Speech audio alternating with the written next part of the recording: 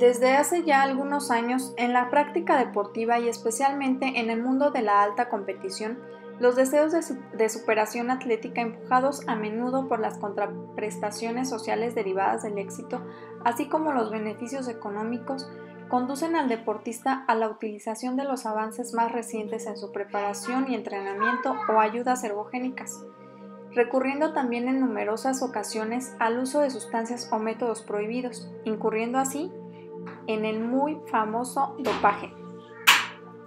Hoy en día, el dopaje constituye el mayor problema que se extiende sobre la competición deportiva, dejando esta de ser algo positivo, leal y sobre todo solidario.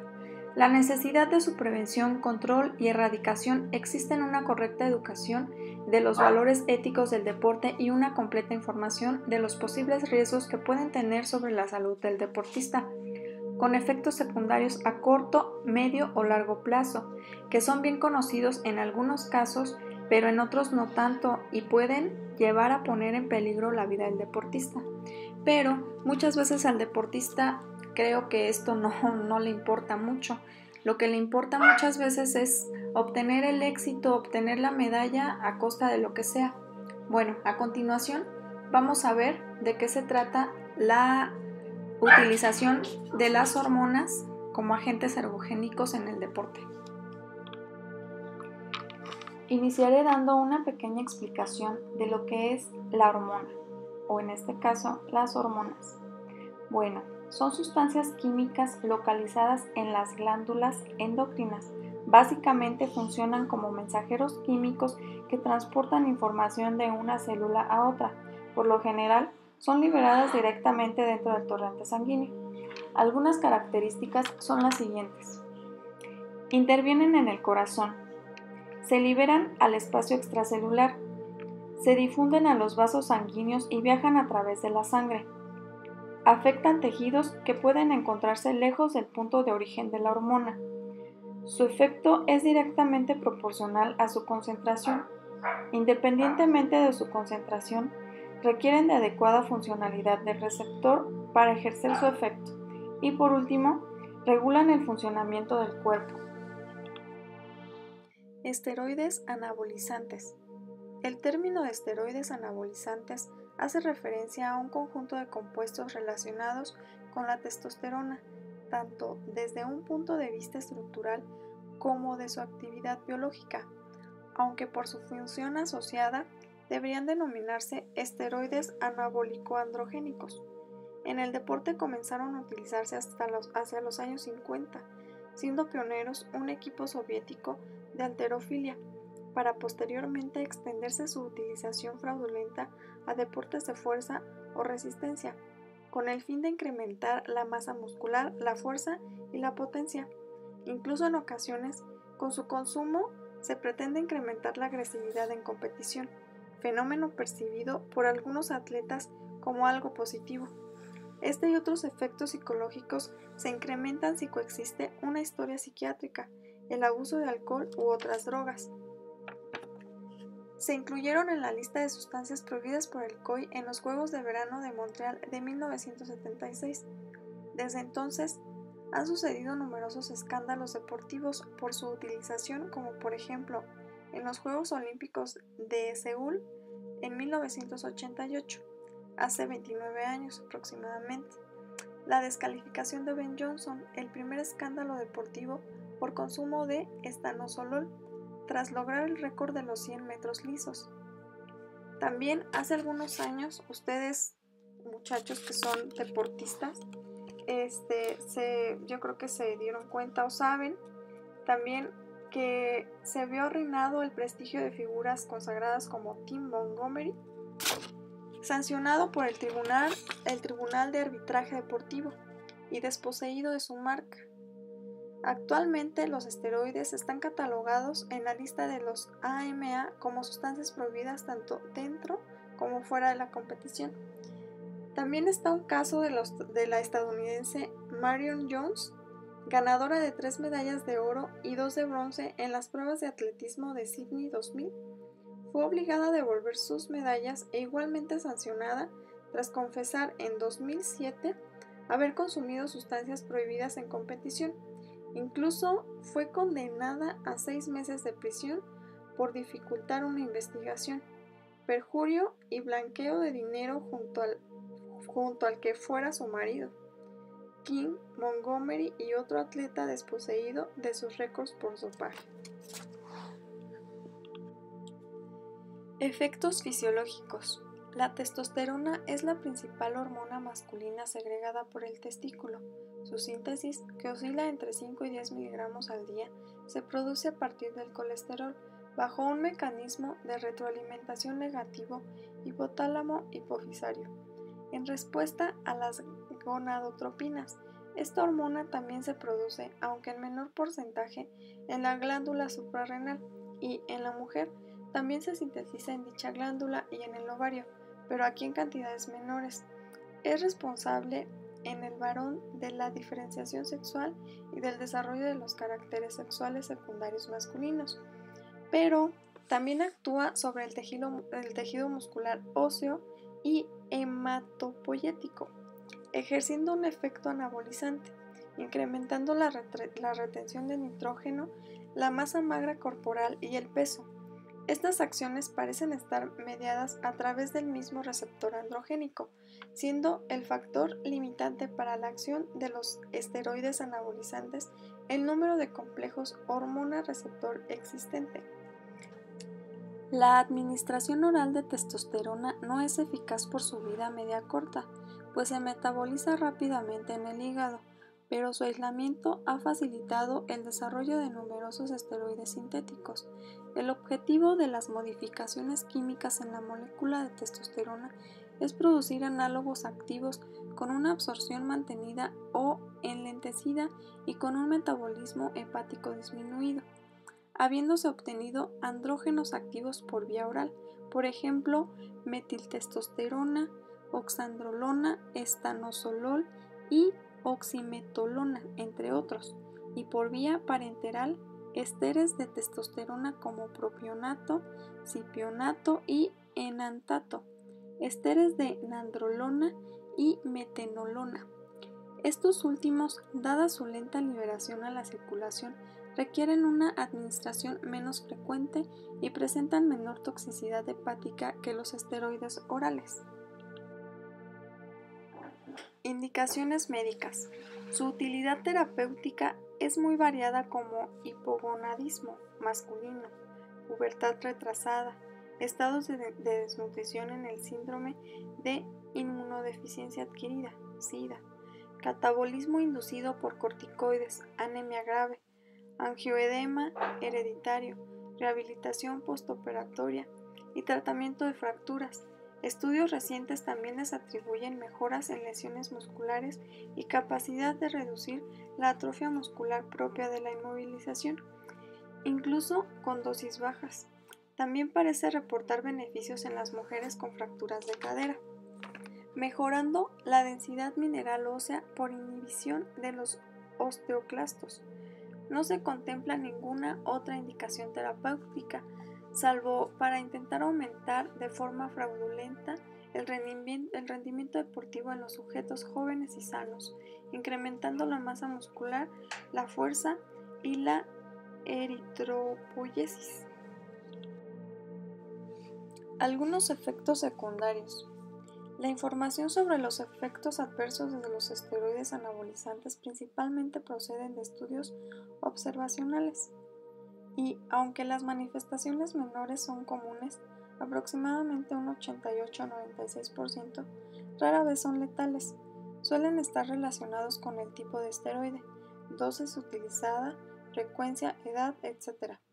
La mayoría de los efectos son reversibles si se suspende su consumo, pero algunos son permanentes. Los más frecuentes incluyen acné, aproximadamente un 40 a un 54%, atrofia testicular, un 40 a un 51%, ginecomastía, 10 a 34%, estrías cutáneas, un 34%, y dolor en el punto de inyección, 36%. Igualmente se han notificado graves alteraciones de la función hepática, tumores, peliosis hepática y angiosarcoma hepático, especialmente con las administraciones por vía oral. También efectos cardiovasculares que pueden poner en riesgo la vida, como hipertensión, miocardiopatía, arritmias y trombosis. Diferenciando por sexo, las mujeres son muy sensibles a los anabolizantes, pudiendo aparecer virilización con amenorrea, hirsutismo, cambios en la voz, etc. Alteraciones, algunas irreversibles. En los varones pueden aparecer atrofia testicular, esterilidad y ginecomastía, y con menor frecuencia hipertensión arterial, edema e hipertrofia prostática benigna. En el caso de los niños, también se produciría disminución de la talla definitiva por el cierre epifisario precoz. También pueden provocar agresividad, irritabilidad, cambios de humor y efectos variables en la libido. En consumidores importantes se han descrito cuadros de depresión mayor o psicosis, incluso varios casos de dependencia física y suicidio. Por otro lado, la inmunidad humoral también puede verse afectada, aunque su significado clínico es desconocido. Otros efectos adversos descritos son un mayor riesgo de lesiones musculotendinosas, al parecer por disminución en la elasticidad de los tendones que con un aumento de la fuerza muscular predisponen a dichas lesiones en los atletas que los consumen. Los anabolizantes orales también disminuyen las lipoproteínas de alta densidad, HDL, mientras que las lipoproteínas de baja densidad, LDL, permanecen sin cambios o aumentan. Hormonas peptídicas, glucoproteicas y análogas. Las siguientes hormonas de naturaleza peptídica son sustancias que cuando exceden su rango normal en el deportista están prohibidas, considerando que la muestra contiene una sustancia dopante. Igual sucede con sus miméticos y sus análogos. Especialmente son utilizadas en deportes de fuerza, resistencia, etc. Hormona de crecimiento. La hormona de crecimiento es de naturaleza proteica. Su síntesis se realiza en las células somatotropas de la adenohipófisis, con una producción diaria de 0.4 a 1 miligramo en los varones adultos y algo mayor en los adolescentes y las mujeres. Circula mayoritariamente unida a proteínas de transporte, con una vida media que oscila entre 17 y 45 minutos.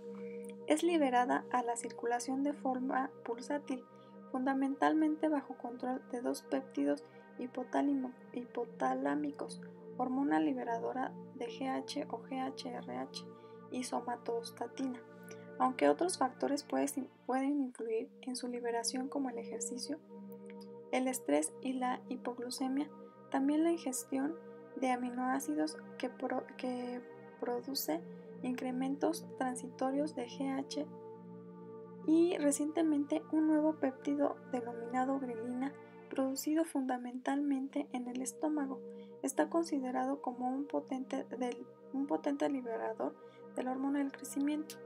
El incremento de los niveles de la hormona con el ejercicio son mayores cuanto más precoz y más intenso es el mismo. El pico se produce entre 15 y 20 minutos después de finalizarlo, alcanzando su máximo a los 40 o 60 minutos y permaneciendo elevada varias horas. También influye el tipo de ejercicio que se realiza, si es o no intermitente, o sea, de mayor respuesta, y el miembro que lo realiza, mayor con los brazos que con las piernas. Aplicación en el deporte.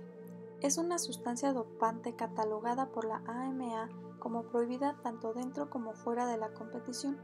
Probablemente su consumo se ha incrementado entre la comunidad deportiva, tanto en profesionales como aficionados por su dificultad en la detección, y se consume más especialmente desde que se dispone de hormona del crecimiento sintética, aunque sin evidencias científicas de que mejore el rendimiento atlético, por lo menos a corto plazo. Muchos deportistas consumidores creen que puede aportar los beneficios de los esteroides anabolizantes sin ninguno de sus efectos secundarios y sin poderse detectar. Por otro lado, En niños dotados atléticamente pero con talla normal a baja puede resultar atrayente para entrenadores y padres. La posibilidad de mejorar la talla y a la vez reducir los depósitos de grasa. Otro método de suplementación sería mediante la ingestión oral de fármacos capaces de estimular la secreción de hormona del crecimiento endógena, como propranolol, vasopresina, clonidina y L-dopa, o bien aminoácidos también estimulantes de la secreción de la hormona del crecimiento como arginina, lisina, ornitina y triptófano. Recientemente, con su consumo se han detectado incrementos en la síntesis proteica, reducción en la oxidación de las proteínas, que tienen lugar durante la realización de ejercicio físico, e incremento en la masa magra corporal, aunque no parece mejorar el consumo de oxígeno. Quiero platicarles que hace tiempo mi hijo presentaba una talla muy baja y en algún momento estuvimos tentados a suministrarle hormona de crecimiento. Pues el médico en ese tiempo nos recomendó administrarle la hormona pues para que alcanzara la talla, digamos, normal a su edad. El niño tenía 4 años y bueno, pues estaba muy pequeñito. Sigue estando muy pequeño, pero pues no le viene lo alto ni de papá ni de mamá. Esa es una pequeña experiencia personal. Bueno, ahora les hablaré un poco de la eritropoyetina. La eritropoyetina o EPO es una hormona glucoproteica que se sintetiza principalmente en el riñón, aproximadamente un 90%, y el resto en el hígado. En la actualidad también se encuentra disponible en cantidades ilimitadas al obtenerse mediante ingeniería genética. El mayor estímulo para su producción lo constituye la hipoxemia, a partir de un sensor situado en el túbulo proximal del riñón, estimulando las células progenitoras de los eritrocitos, dando lugar a un aumento del hematocrito y la hemoglobina.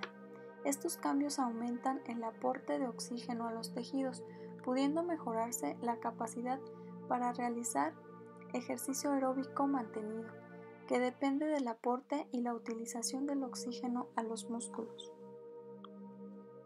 Aplicación en el deporte. La EPO, al incrementar el número de hematíes y la oxigenación muscular, es capaz de aumentar el rendimiento en ciertos deportes de resistencia. Por ejemplo, tenemos el ciclismo profesional y el esquí de fondo. Se cree que puede ayudar a reducir el esfuerzo fisiológico durante el ejercicio e incluso acelerar la recuperación tras el entrenamiento. Recientemente, el consumo de esta sustancia está empezando a ser un problema no solo entre los deportistas profesionales, sino también entre aficionados y jóvenes deportistas. Actualmente, con más frecuencia se recurre a la administración de eritropoyetina recombinante humana, lo que ha permitido evitar el riesgo de infección y el inconveniente del almacenamiento que requiere el dopaje sanguíneo. Su administración ha demostrado ser eficaz para aumentar la concentración de hemoglobina, el consumo máximo de oxígeno y la capacidad de trabajo físico. En la actualidad, su detección constituye un reto en el control del dopaje, ya que la EPO recombinante no se puede distinguir fácilmente de la hormona endógena. Por ello, la medición del hematocrito es una forma indirecta pero útil de detectar el consumo de esta sustancia prohibida. Así, un hematocrito superior al 50% se considera demasiado elevado para la salud del deportista, estableciéndolo como límite superior permitido. También se está procediendo a nuevos métodos de detección indirectos, como a través de marcadores bioquímicos y sanguíneos de eritropoyesis alterada, el de reticulocitos, receptor de transferrina, porcentaje de macrocitos, etc., mediante técnicas de ELISA y métodos fotométricos, junto con técnicas de detección en orina, por lo que se recurre a un doble sistema de control de sangre y orina. Y por último, tenemos la insulina. La insulina es una hormona de naturaleza peptídica producida por las células beta pancreáticas, considerada como una de las hormonas con acción anabólica más importante del organismo. Su acción es decisiva para el transporte de nutrientes como las proteínas o los hidratos de carbono. Actualmente, algunos deportistas, como los culturistas, la están utilizando como sustancia dopante, consumiéndola para disminuir el catabolismo a nivel muscular, promoviendo la síntesis de glucógeno y favoreciendo la entrada de glucosa en la célula muscular. Como sucede con otras sustancias, no es inocua y su consumo conlleva riesgo de hipoglucemias que pueden conducir a un coma y a ciertos trastornos sobre el metabolismo lipídico. En numerosas ocasiones, los deportistas, para evitar la aparición de hipoglucemias, recurren junto con la administración de insulina a consumo de alimentos o bebidas con alto contenido glucídico. La utilización de la insulina como sustancia dopante parece haberse extendido notablemente en el ámbito deportivo por ser un compuesto con una vida media muy corta, por lo que desaparece rápidamente del organismo, siendo difícil de detectar, incluso de diferenciarla de la del propio atleta. Recientemente se está procediendo a realizar controles de dopaje para análogos de insulina mediante espectrofotometría de masa, considerado el sistema de detección más importante. Finalmente, su consumo está prohibido en los deportistas, tanto dentro como fuera de la competición, excepto en atletas con diabetes mellitus insulinodependientes, en cuyo caso previamente a su consumo lo certificará por escrito el equipo médico correspondiente o un especialista en endocrinología. Hace tiempo el profesor Gustavo, quien nos dio Psicología del Deporte y Valores del Deporte, nos comentaba esto. Es importante seguir como cierto reglamento y reportar cuando van a una competencia todos los medicamentos que se están tomando bajo prescripción médica.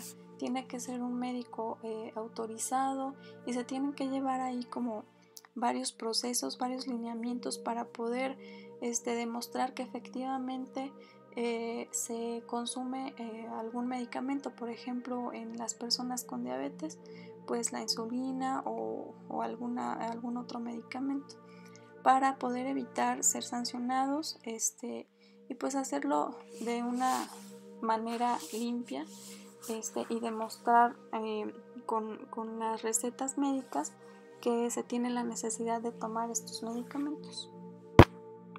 Por último, podemos decir que en nuestra sociedad la competición deportiva se ha convertido en el espectáculo que moviliza y reúne mayor número de personas en todo el mundo, con la correspondiente influencia cultural y económica que de ello deriva, por lo que los deseos de superación atlética han llevado a los deportistas a practicar intensos programas de entrenamiento y a recurrir al consumo de sustancias que mejoren su rendimiento, incurriendo en ocasiones en técnicas de dopaje. El consumo de estas sustancias hormonales en los deportistas rara vez tiene lugar de forma aislada. Generalmente, y en especial en algunas modalidades como los culturistas, es muy frecuente que recurran a la polifarmacia, donde asocian 3 o más fármacos diferentes, incluyendo estimulantes como cannabis, anfetaminas, cocaína e incluso sustancias enmascarantes. Me tocó ver en el gimnasio en el que asistía, o bueno, regularmente asisto, algunos chavos consumiendo distintas pastillas, proteínas y demás, con el simple hecho de querer aumentar su masa magra muscular, sin siquiera preguntar las consecuencias, o incluso chavas que sin importar las consecuencias pues ya se meten hasta 4 o 5 pastillas diferentes. Es increíble hasta dónde podemos llegar para lograr de manera rápida un objetivo, sin importarnos el daño que nos estamos haciendo a nosotros mismos, a nuestra salud. Y bueno, esto me lleva por último a compartir uno de los principios recogidos en la Carta Olímpica y señalados por el presidente del COI. Yo creo que más de uno de ustedes lo conocen. Jacques Roux, un campeón, decía él que un campeón es más que un ganador. Un campeón es alguien que respeta las reglas, rechaza el dopaje y compite dentro del espíritu del juego olímpico. Lo mencionamos muchas veces en clase. El juego limpio. Todo esto, del fair play, el tener valores, el tener ética en el deporte, pero sobre todo es eso, es los valores dentro del deporte que nos hacen tener conciencia sobre lo bueno y lo malo que estamos haciendo, del objetivo que queremos lograr, y bueno, siempre tratar de ganar de una manera limpia. Compañeros, muchas gracias por escucharme. Es todo. Espero que les haya servido esta información y muchas gracias.